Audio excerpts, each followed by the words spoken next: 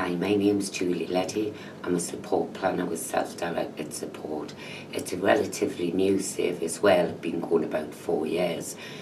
I was encouraged to apply for it. I was told it'll be right up your street, and it absolutely is, because it's about visiting people at home, talking about personal budgets, giving them choice and control over their care needs, and it really works well, and it's little things that make a big difference to people living at home.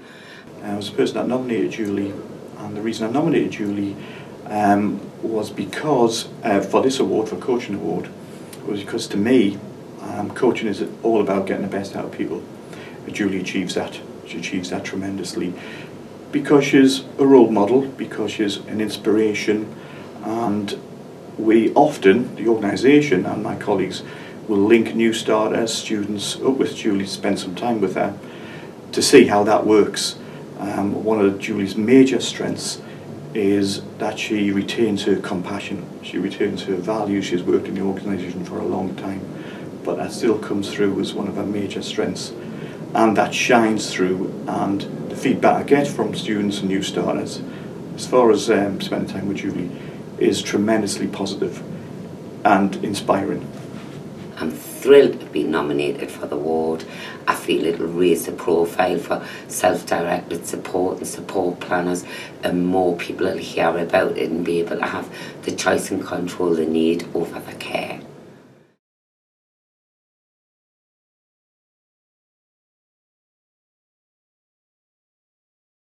I nominated Mary for the award in recognition of the help and assistance she's given me in personal development, but also in the development of my team. But more than that, in the development of the coaching culture in the organisation, not just in non-clinical areas, but right across the organisation in clinical areas too. Mary lives and breathes coaching. She wholeheartedly believes in the development of staff within the organisation to bring true improvement to that organisation. And her dedication, her enthusiasm. Mary's a true OD practitioner. She's not at the front of the organisation. She doesn't lead in that way. She leads by helping others to deliver and develop improvement to their workforce and developing their staff. So she doesn't ordinarily seek recognition in that respect, and she deserves it for the difference she's made to the organisation.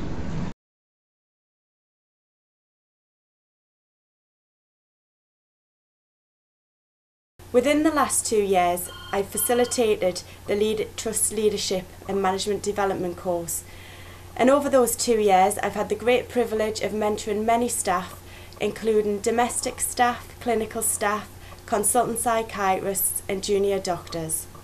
One of the other schemes that I've been involved with is a national project, and it looks at leadership behaviour and how that can impact on the staff that we manage. And there was a lot of research done, and it found that leadership and management behaviour has a huge impact on the health and well-being of staff. So I trained with my colleague 50 staff to look at their behaviour and look at how we can change behaviour to improve the well-being of the staff that we have in the organisation. And I was absolutely delighted when we received the feedback and the evaluation from that training to see that we've had a positive impact on that.